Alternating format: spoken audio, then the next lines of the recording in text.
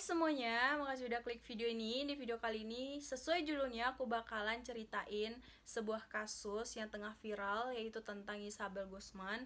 Nah, kasusnya ini itu sebenarnya udah terjadi 7 tahun lalu, pada tahun 2013. Yang menjadikannya viral adalah sebuah potongan video yang saat itu dia berada dalam ruangan sidang. Ketika kita mengetahui kasus itu, dengan melihat ekspresi dan tanggapan dia terhadap wartawan dan kamera pada saat itu, menjadikan dia dinilai sebagai seseorang yang sadis, seorang yang psikopat, atau orang yang sangat-sangat jahat gitu. So, bagaimana kisahnya? Kita langsung ke videonya. Oke, yang pertama kita mulai dari masa kecil Isabel Guzman ini. Sebenarnya tidak banyak yang aku temui dan aku dapatkan informasi yang lebih jelas tentang bagaimana kehidupan kecilnya, karena juga di video kali ini kita akan fokus ke kasusnya saja. Tapi yang jelas pada masa kecilnya ini, Isabel itu sebenarnya adalah seorang anak yang notabene mengalami divorce gitu, artinya orang tuanya itu bercerai, dan pada saat itu juga Isabel ini akhirnya tinggal bersama ibunya. Dia pernah tinggal bersama ayahnya di usia 7 tahun, namun entah kenapa pada akhirnya menjelang remaja dan hingga dewasa dia kembali lagi ke ibunya. Menjak tinggal sama ibunya sampai usianya remaja, lambat laun Isabel ini tumbuh menjadi anak yang sangat amat pembangkang, dan banyak juga yang berspekulasi, termasuk aku di sini, bahwa Isabel pembangkang, Isabel yang dikenal nakal itu adalah dampak dari apa yang dialami di masa kecilnya gitu.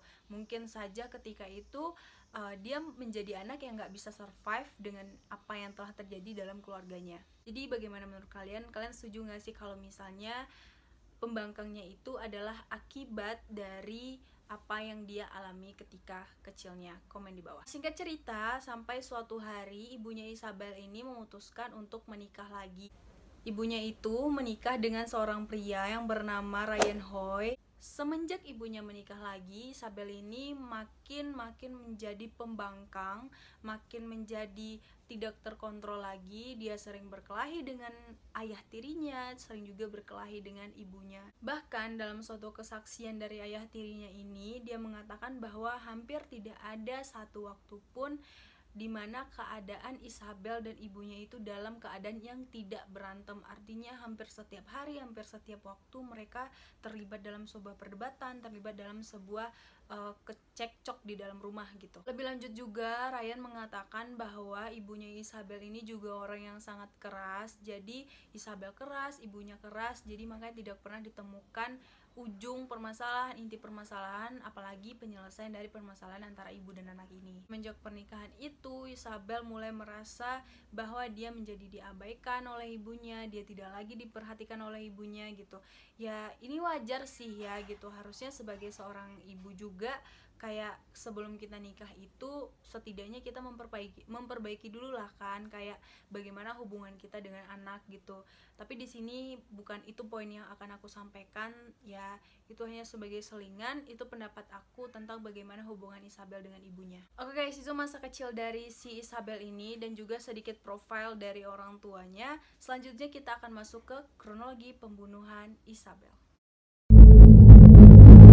Nah, sebenarnya sebelum Isabel benar-benar melakukan pembunuhan terhadap ibunya itu, di hari sebelumnya Isabel pernah mengirim satu email, di mana email itu berisikan pesan singkat dan padat, yaitu kamu akan membayarnya. Sontak ibunya kaget sekali ketika menerima email dari Isabel itu, dan tanpa pikir panjang ibunya langsung menelpon polisi saat itu juga. Polisi datang kemudian menyelidiki apa yang telah dilaporkan oleh ibunya, namun ya seperti yang terlihat gitu, tidak ada tanda-tanda kejahatan atau tanda-tanda kekerasan yang berarti yang ditemukan polisi di rumahnya Isabel. Memang ya terjadi sebuah pertengkaran atau perdebatan antara ibu dan anak ini, tapi polisi tidak menemukan hal atau satu bukti pun yang akan membuat polisi melanjutkan pengecekan atau penyelidikan terhadap apa yang terjadi dalam keluarga tersebut. Setelah kejadian ini, tentu banyak sekali orang yang menanyakan, kok kesannya polisi menyepelekan apa yang dilaporkan oleh ibunya Isabel gitu.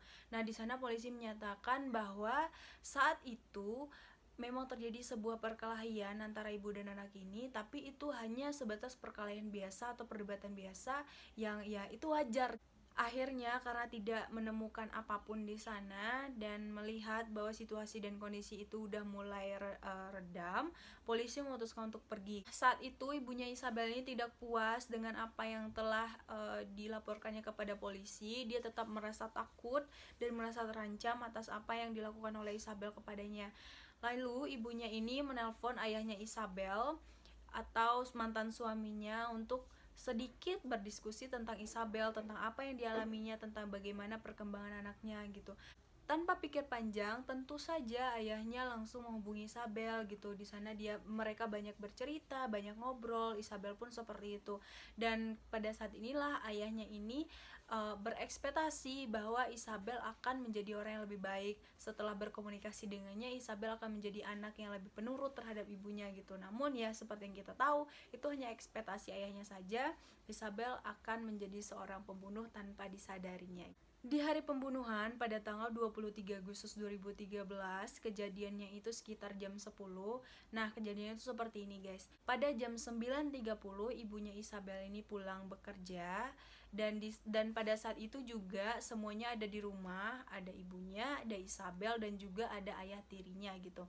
Dan jam 9.30 itu saat ibunya baru pulang, ibunya memutuskan untuk langsung ke kamar, naik ke kamar untuk mandi, sedangkan suaminya berada di lantai 1 rumahnya, tepatnya di meja makan. Pada saat di lantai 2, Yunmi atau ibunya ini melihat Isabel itu ada di kamarnya gitu, tapi dia tidak ada yang berpikir apapun, dia langsung masuk ke kamar mandi. Selang beberapa lama, si Ryan yang berada di lantai 1 ini mendengar suara dentuman yang cukup keras serta permintaan tolong dari Yunmi, istrinya, sambil menyebut namanya gitu.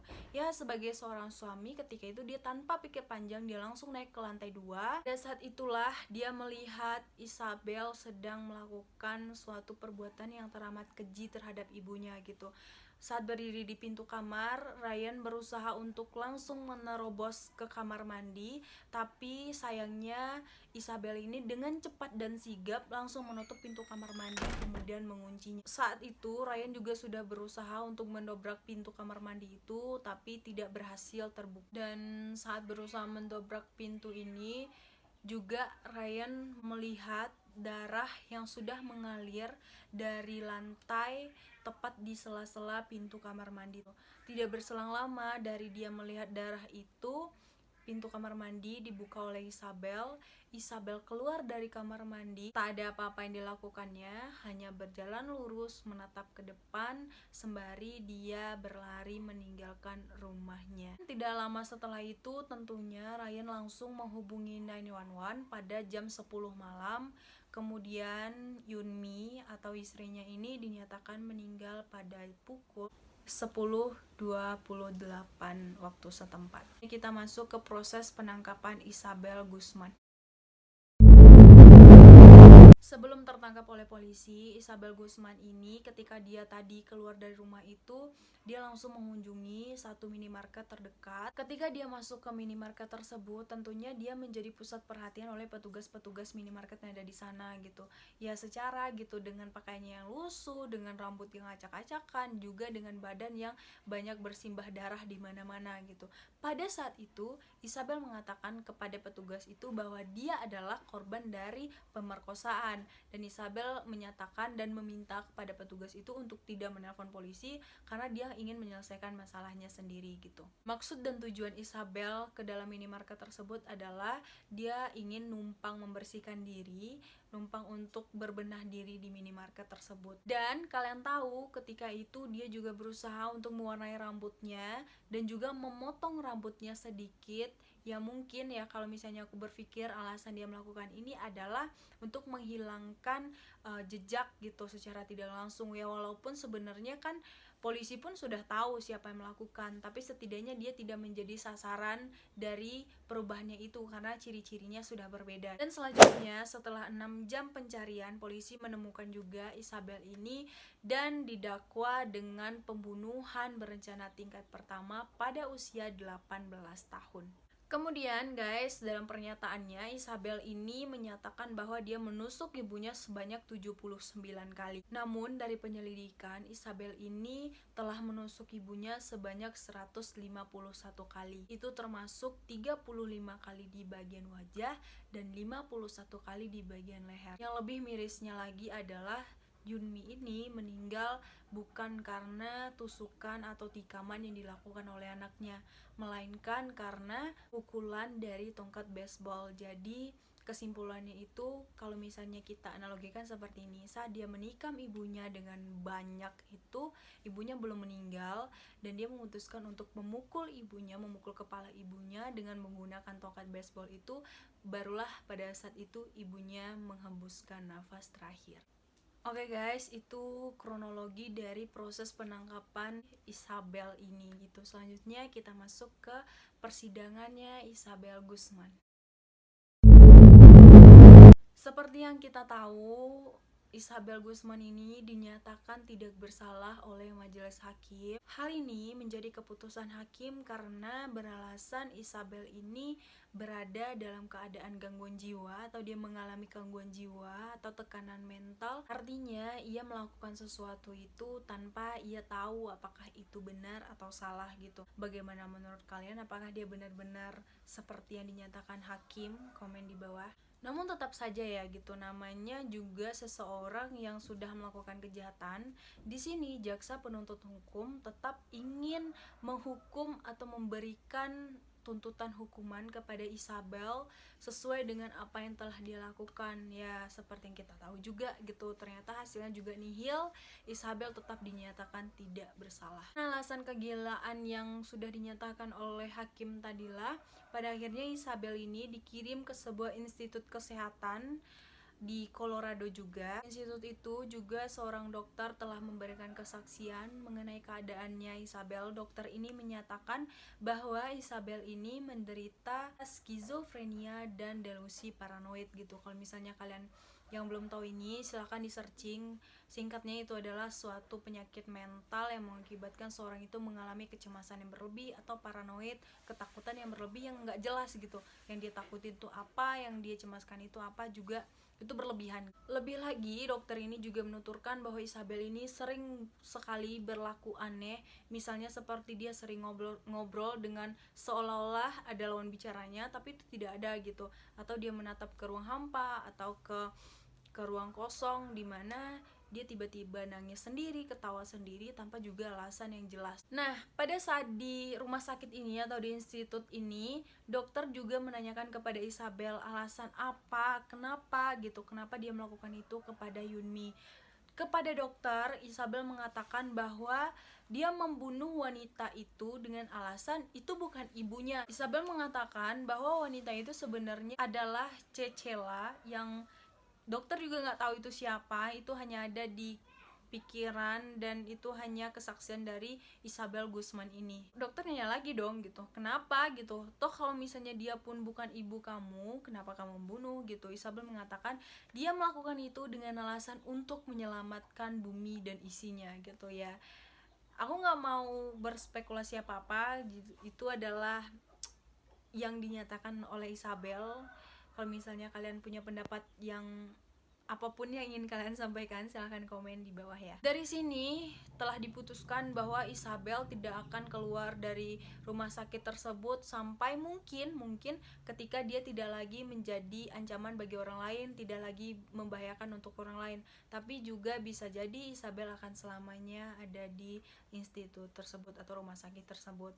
So guys, itu dia kisah dari Isabel. Bagaimana menurut kalian? Kalau misalnya dari apa yang aku sampaikan ini ada tanggapan, kalian juga boleh komen. Atau kalau misalnya kalian punya tambahan lain untuk melengkapi cerita ini, juga boleh komen di bawah. Dan buat kalian yang udah nonton juga, makasih udah meluangkan waktunya sampai akhir. Jangan lupa di like, komen, dan juga di subscribe channel ini sebagai bentuk motivasi dari kalian. Makasih semuanya, bye!